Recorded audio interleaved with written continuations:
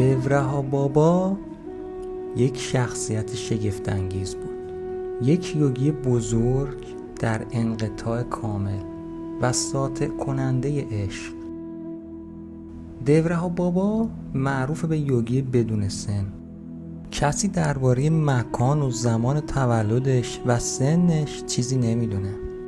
شاگردای 70-80 سالش گفتن که از زمانی که برای اولین بار دورها بابا را دیدن ظاهرش هیچ تغییری نکرده. بعضیا میگن بین 250 تا 1000 سال سن داشته.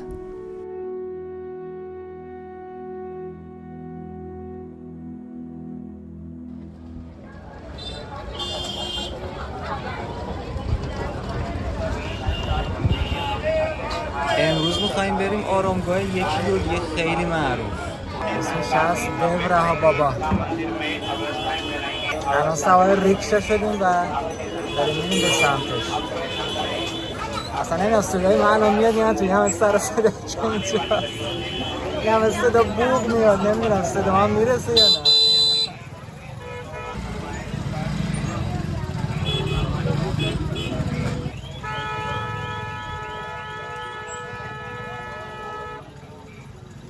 قفل شده، همه چیز اینجا قفل شده، ترافیک بد جوریه.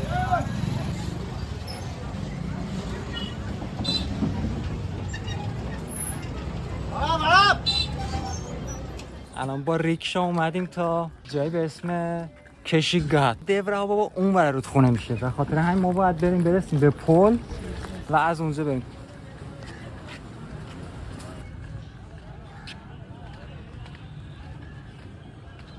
گرمه ها. ما از روی نقشه مسیر رو دنبال میکردیم و در نقشه فقط یک پل نشون داده شده که بعد از گذر از این پل باید از بین روستاها رد شد تا به آرامگاه دورها بابا رسید. اما پل دیگه‌ای هم هست که ما از اون بی خبر بودیم و دقیقاً روبروی آرامگاه دورها بابا قرار داره.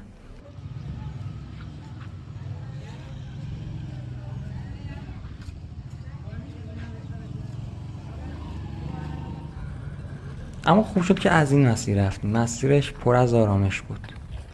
کم کسی زندگی میکنه.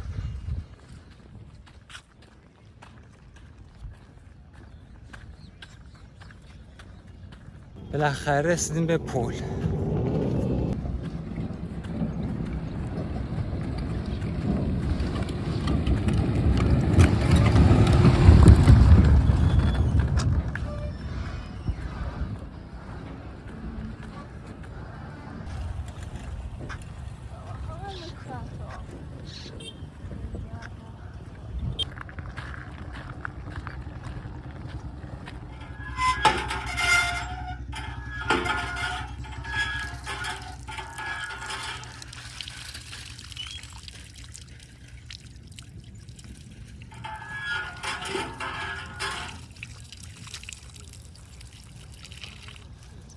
چه خیلی گرمت شد؟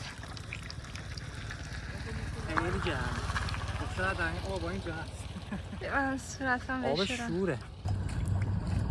داغی که خود آب چه خوبه. آره.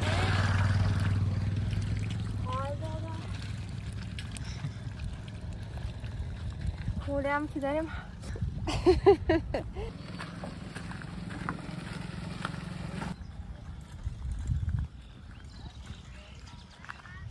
من توی این مسیری که دیگه ماشین و این موتور و سه چرخه و اینا نمیره. از این جنگل. آره. اینجا همش زمین کشاورزیه. خاکش هم خیلی شبیه خاک اصفهانه. آره. حتی بوی هم که میاد اینجا خیلی شبیه با اصفهان میاد. آره.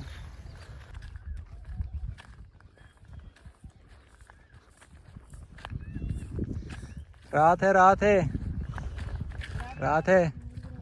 رسیدیم به یه روستا. چه آرامشی داره اینجا.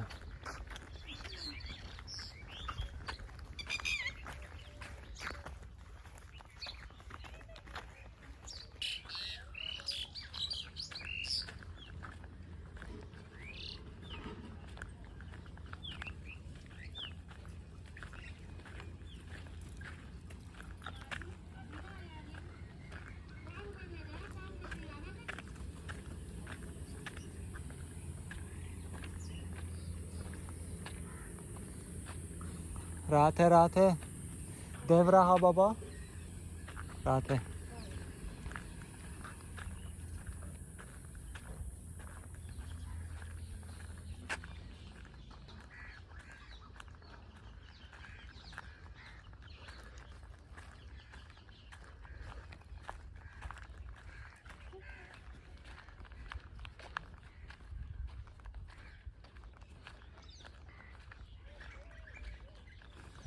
نشستیم یکم زیر این درخت آب بخوریم، تشنمون شد.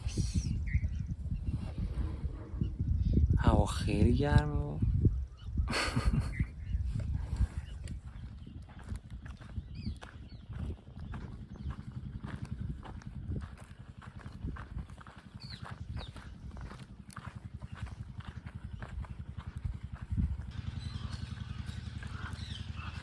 بالاخره رسیدیم. داشتیم گرمه هنوز نمردیم.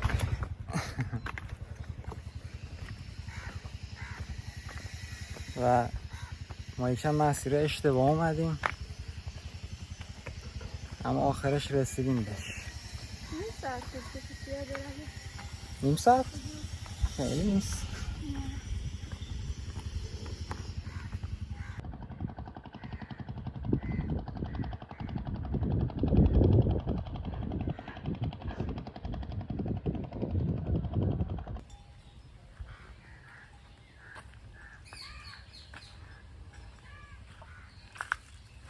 در بسته اصلا چیکار کنیم؟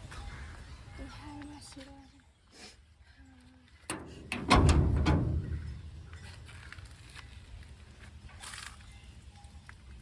شاید این مسیر دیگه داره.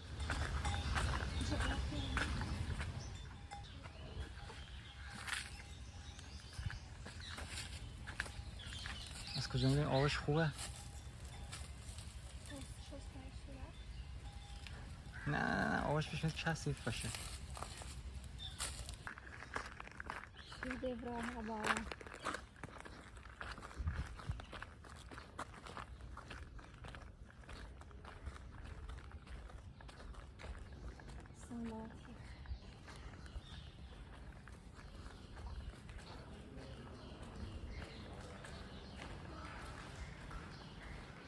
سوختی پیدا کردی. پوست قرمز شده.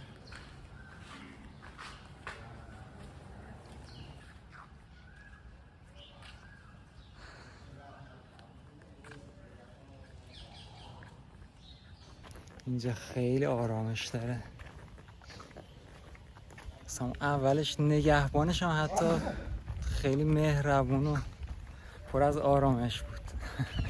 گفت اسمتو بنویس، آدرس و شماره گوشی و بعد بریم. آب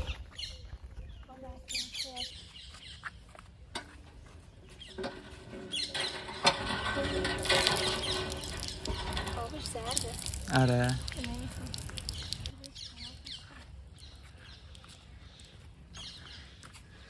چون نیست.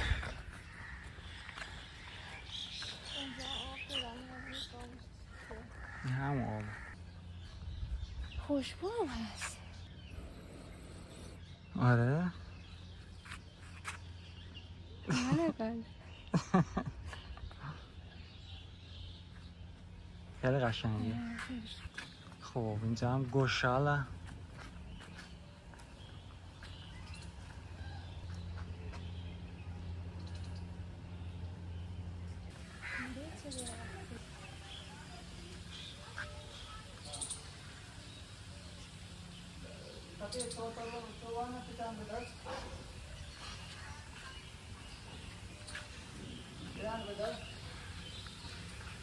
Aynen iyisi soğukta.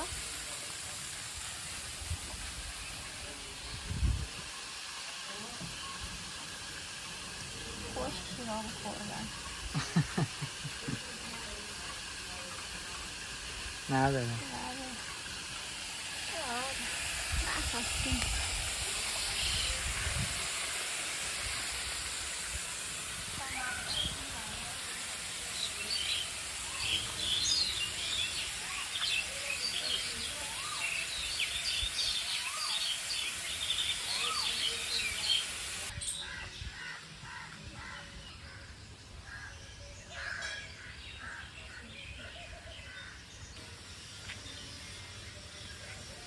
همیشه توی هر معبدی یا هر آرامگاهی هر جایی که میریم باید حتما شب رو گردیم و بذاریم بیرون. اصلا اونجا رو مثلا خاکیه و اما باید پا برن درخت میگه.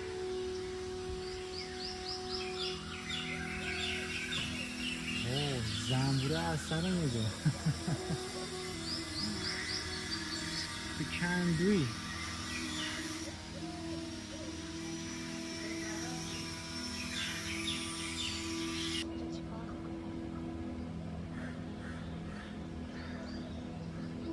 اوه چقدر داره بازساخت.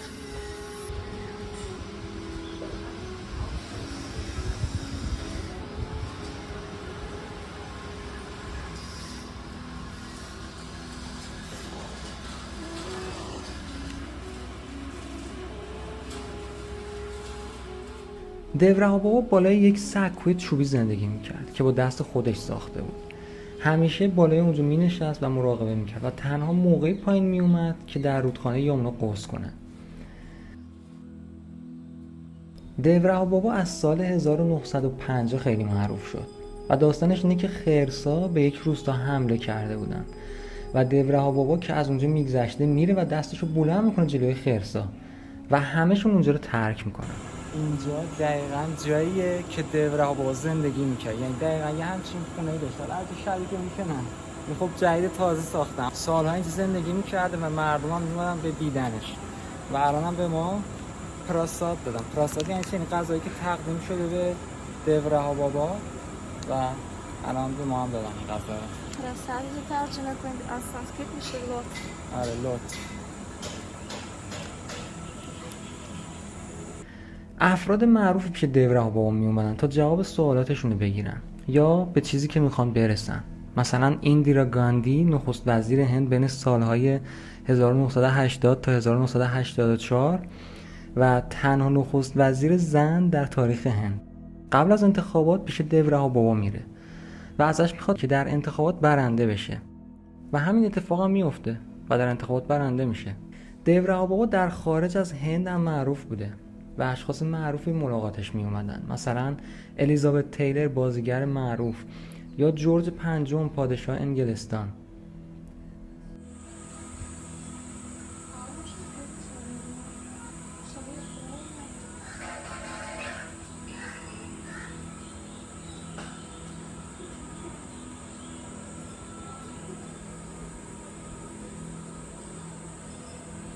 راحته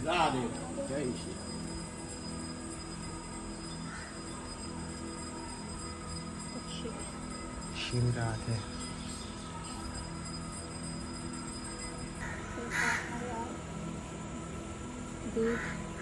دیگر شرمایا منچاری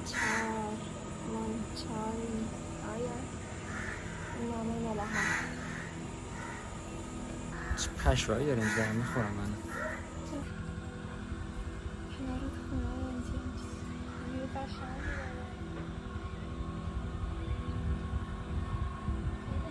اینجا دورها بابا میگن که بیشتر از 250 سال عمر کرد، بعضی هم میگن حتی تا 1000 سال عمر کرد. کسی نمیدونه عمرش دقیقاً چقدر بوده.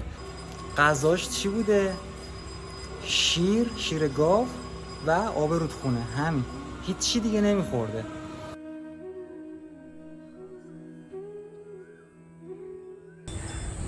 سنگش چه خوشبوه که بکن بوستم دامونه. خاطر اینکه اینجا عود روشن کردن.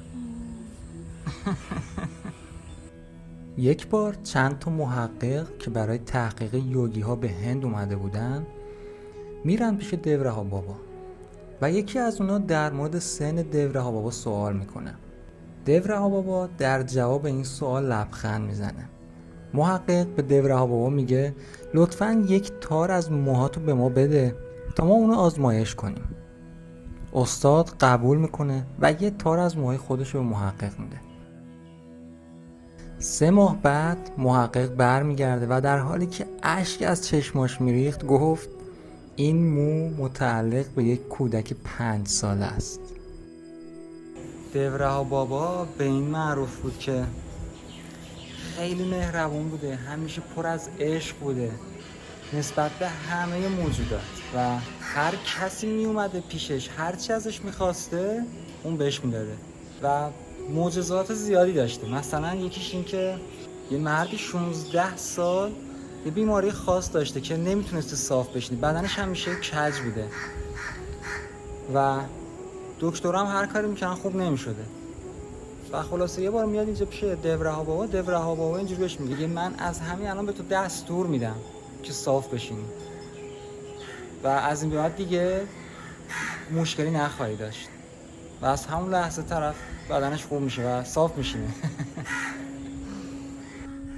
دورها بابا یک سیدهی یوگی بوده، یعنی نیروهای خاصی داشته. مثلا زبان حیوانات بلد بوده، میتونسته روی آب راه بره، بیمارا را شفا میداده، میتونسته نیم ساعت زیر آب مراقبه کنه، گذشته و حال آینده رو میدونسته و کسی تا حالا ندیده بود که دورها بابا کتاب بخونه اما کل وداها رو حفظ بود.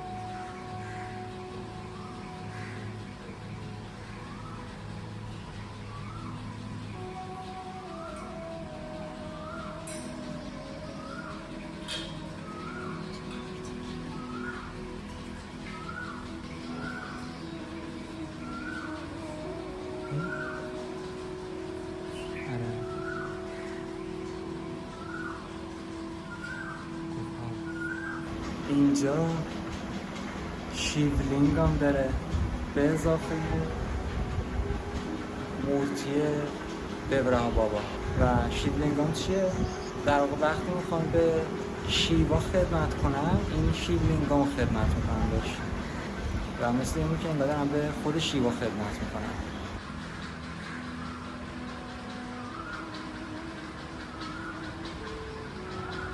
الان به رحمانی که اینجا بود با غذا دقیقا چیکار میکرد؟ داشت غذا رو تقدیم میکرد به شیوا، به دورها بابا و بعد غذا رو خودشون میخورن. یعنی اینجا همیشه غذایی که میخوان بخورن قبلش حتما تقدیم میکنن به خدا بعد میخورن و به این غذا میگن پرساد یعنی لطف. توی متن مقدس نوشته که وقتی که این غذا رو میخوره آدم باعث شه آگاهیش پاک بشه و آرزوهای مادی کم کم از ذهنش پاک میشن، از قلبش پاک میشن.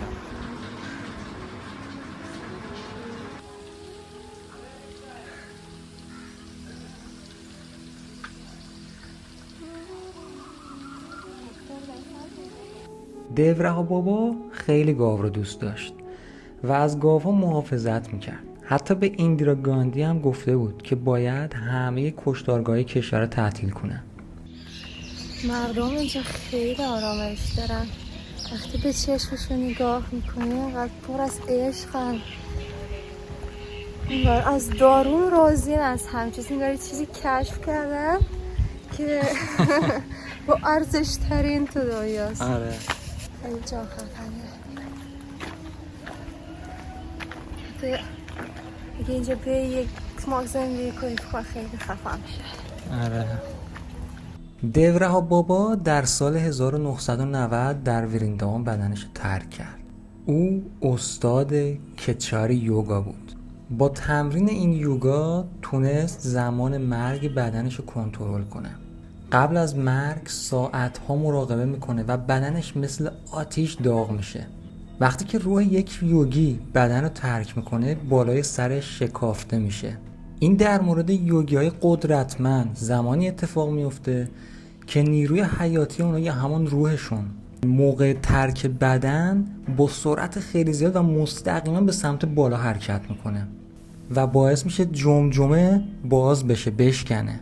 طبق وصیت دیورها بابا بعد از اون بدنش رو در قفس چوبی گذاشتن و در رودخانه یامونا غرق کردن. بعد از چند ساعت وقتی قفس رو بالا کشیدن هیچ اثری از بدن اون نبود. بدنش در آب یامونا حل شده بود. قبل از اینکه بدنش رو ترک کنه گفته بود بدون بدن فیزیکی میتونم حتی بیشتر به شما کمک کنم. بندی از بس که آفتاب زیادی خب صورتون بپوشه. از ساعت زوره چی؟ آره 50 درجه خیلی گرمه. تو اونجا خیلی جای خوبی باشه. خیلی. که شما فرصت داشتی حتما یه بار بیره اینجا. اگر هند اومدین حتما یه سری به اینجا هم بزنین. شهر برینداوان. ساماتی دیورها بابا.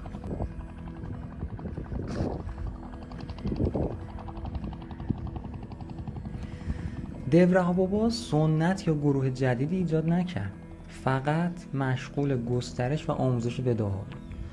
او در اشاره به سادانا میگه شناخت خدا هدف زندگیه و به همین منظور به راهنمایی‌های یک گروه واقعی نیاز داریم و برای اینکه همیشه به خدا فکر کنیم به همنشین خوب و لطف استاد نیاز داریم.